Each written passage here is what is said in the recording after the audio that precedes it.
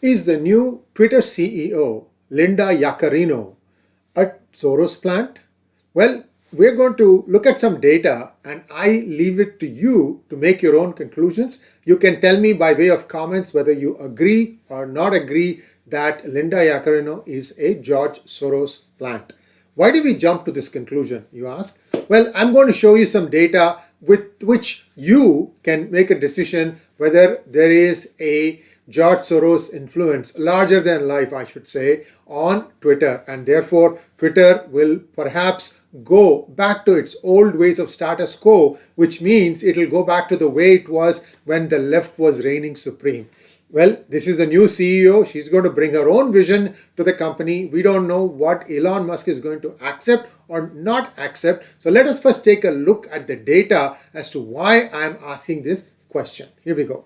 Linda Yaccarino was the person chosen to run Twitter because Elon Musk, in his interview with CNBC and in previous interviews also, had said that he likes to just concentrate on the technology and not worry about the day-to-day running of the company or even the vision. The big problem that he had is once he bought Twitter, the advertisers just stayed away.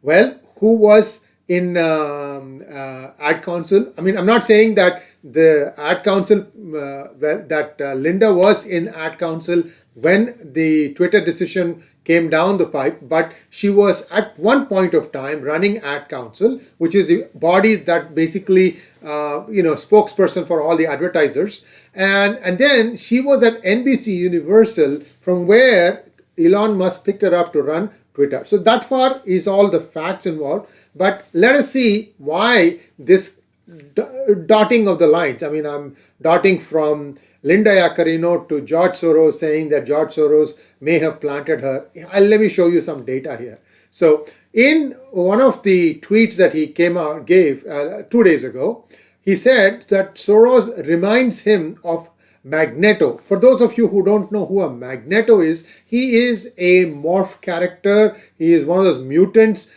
which is supposed to be like a super villain in Marvel comics. I don't see many of these things, but I just looked it up so that I don't look like an absolute idiot saying that I don't know who Magneto is. But this person is supposed to have some superpowers, and he is believed to hate humanity.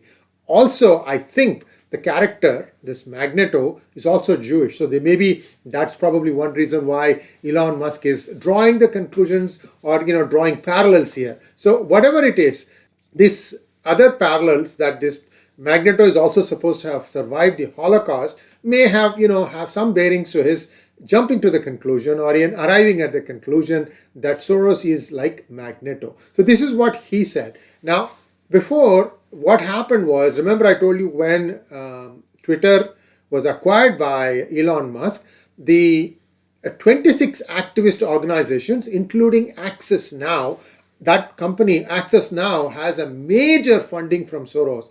All these people wrote to major brands telling them that if Elon Musk is not going to maintain the status quo of Twitter, then they in turn should not put their ads on Twitter. And sure enough, many name brands followed. They just didn't want to do with any kind of a controversy, I guess. So they said, okay, we are not going to place our ads on Twitter. I think even AT&T and some of the big name brands stayed away. But this was in whole or part driven by George Soros. Now, there is also another interesting situation. Linda Yaccarino, when she was part of NBC Universal, was quizzing Elon Musk. This was around the time he had probably acquired or he was about to acquire, about, what his stance was. She was really, really speaking for the ad companies, and it looked like she was really not happy about the way Elon Musk had gone about talking about where he wants to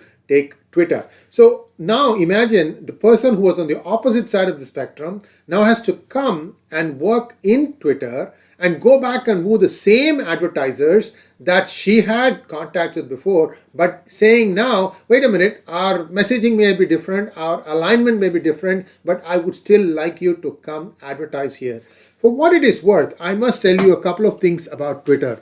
I think now it is much better than what it was before. The clutterness of the interface is not that much. Some of the really out of the left field kind of tweets are not appearing, at least on my timeline. And there are two tabs. One is following and the other one is for me. The for me, I think, is where Twitter is thinking that since I kind of follow a bunch of people, this news might be of interest to me. So it's like a suggestion box, if you will. So these are what I see now in Twitter. I am a paid subscriber of Twitter, and I'm mixed feelings. I thought I was shadow banned. I still haven't got a tool with which I can go and check what was it that I was shadow banned for, so that I can try and, get that thing off of my back, that monkey off of my back, so I can have a normal growth that others have. Like, for example, my subscribers has been around 30K for the longest time. Only now I see a slight uptick. I think it's now at 33.9 or something like that, but it's going really, really slow. So I don't think that despite becoming a paid subscriber, I have been off of their shadow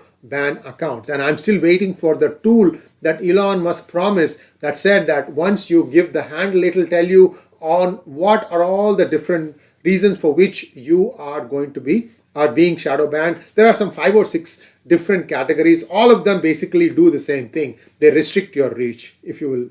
So this is where things stand now. So you make the decision whether Linda Yaccarino was a George Soros plan. Also remember, in this decision making, you should also remember that George Soros sold all of his Tesla stock. That happened 2-3 days ago. But Yaccarino, I think, was appointed a little bit before that. So there are some backdoor things going on. Somebody is applying pressure on Elon Musk. And if you remember, Elmer had said that Elon Musk will be squeezed by China also. And now we are seeing that China is having problems with the Teslas and other electric vehicles that were manufactured in China with their electric charging. I think I have a clue on this. I think somewhere along the line, the Chinese rechargeable battery technology, there's something that changed, maybe something that was more expensive to try and replace it with a less expensive item. And I think what is now happening is that the charge is dying or disappearing just like nobody's business. I'll give you an example. This is something that I got recently. It looks like an Apple AirPod, and it very cute. And I thought that, well, that was $200+. That, this phone was just $19. I said, how can I go wrong with that? So I went and bought this. Now, this thing works for the large part, except when the battery says 90%, I have to go and recharge it. It doesn't have anything working after 90. If it goes down below that, it is just like a steep fall. Boom. Completely down. It won't even connect with my Bluetooth controller. So you have to always remember that, like, for example, I use this mainly for my sessions, and it will work for 1 hour or 1.5 hours. That's the maximum power you can expect. So if I'm having back-to-back sessions, I need to scurry back and make sure that between the 2 sessions, I program it, I start charging it so that it will be ready to go when I am starting again on the second program. So these are some of the challenges. I think there is some problem with the charging technology that these guys did. Some material got, swapped out with something that is really not doing its job. So this has now resulted in many electric vehicles in China, including those made by Tesla, being recalled. So we have to wait and see where those things are going to end. But most importantly, there are problems for Elon Musk in China also. Remember, Elmer flagged it first. Thanks for watching. Please like, share, and subscribe to our channel. And don't forget to click on the bell button for